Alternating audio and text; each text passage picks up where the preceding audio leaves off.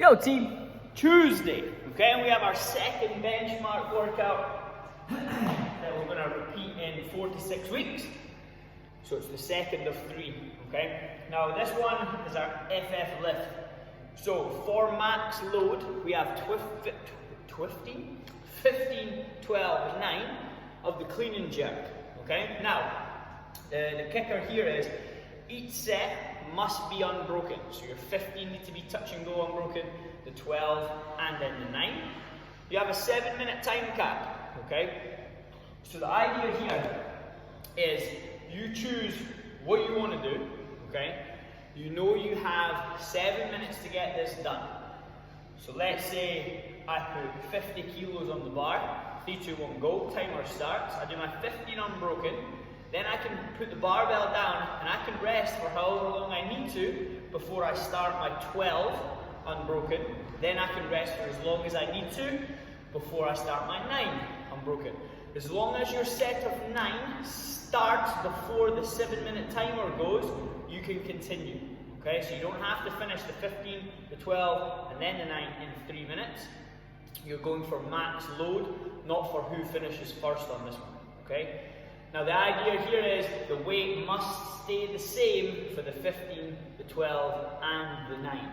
So if, for example, again I put 50 kilos on my bar, I do the 15, I stay at 50, I do the 12, I stay at 50, then I do the 9.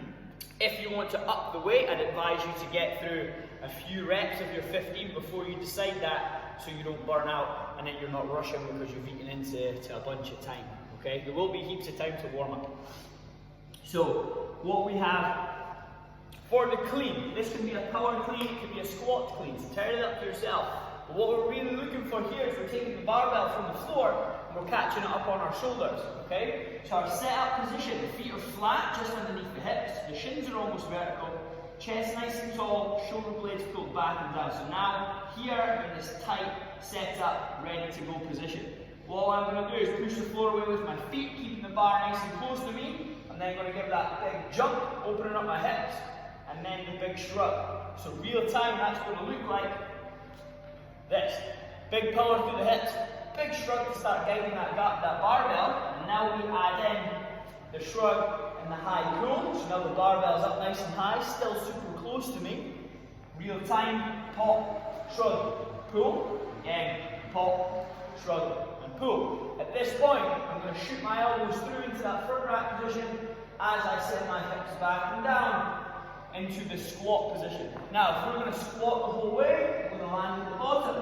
If I'm going to catch in that power clean, I'm going to squat halfway. Key thing there is it's still a squat. After yesterday's thrusters, we know how to send our hips back and down. It's the exact same position, okay, regardless if we land here, or here, or here, or here. My hips go back, I'm not going this way, okay? So your power clean is going to look like this. And then we stand. If you want to squat, you're going to catch it at the bottom. And then we stand. We're trying to get those elbows up as fast and as high as we possibly can. From there, the jerk. 3 different options here. What we can do is we can go for the push jerk. So again, I send my hips back and down. I drive my hips open as aggressively as I can, and that's going to send the barbell up. Okay, I've created that upwards momentum, and all I have to do here is punch with my arms. So if we go push press first, it's dip, drive, and punch. Bum squeeze, abs tight, head pull window at the top, clearly showing control. If it gets a little heavier, I'm going to drop back underneath that barbell. So it's a dip, the drive, the punch, and the drop. I land back in that squat position with my arms locked out, and I use my legs to stand that barbell tall. So again, real time, dip, drive, dip, stand tall, squeeze the bum. The split jerk we could use, but it's probably not going to be heavy enough to warrant that. But if we wanted to, we could dip, drive, split the feet. Front foot ends up flat. There's a bend in my back leg, as if I'd done half of a lunge, right? That's the position we're looking to land in. Dip, drive, split those feet, and we return with the front foot first. So, the touch and go aspect of this. I'm going to catch with going to drive. I'm going to return the barbell to the floor, touch.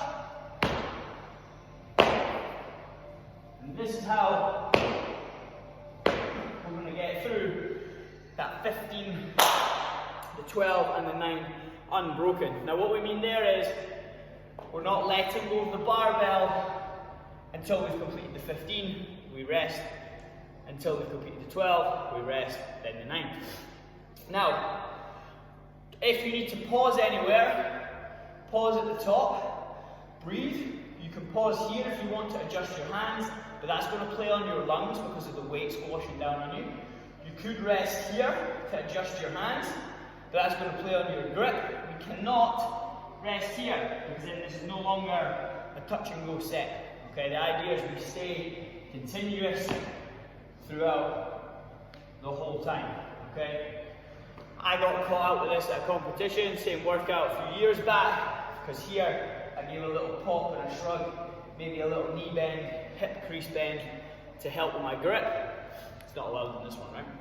So we're trying to smoothly roll through 15 to 12 and a 9. Now 7 minutes doesn't seem that long, but it's heaps of time for you to not have to rush through your movement. Okay, you don't have to rush through the 15, you don't have to rush through the 12. And as long as you start on 6:59, you don't have to rush through that 9 either, okay? Have fun with it, guys. We've got a barbell back in our hands. Let's go. Let's get it.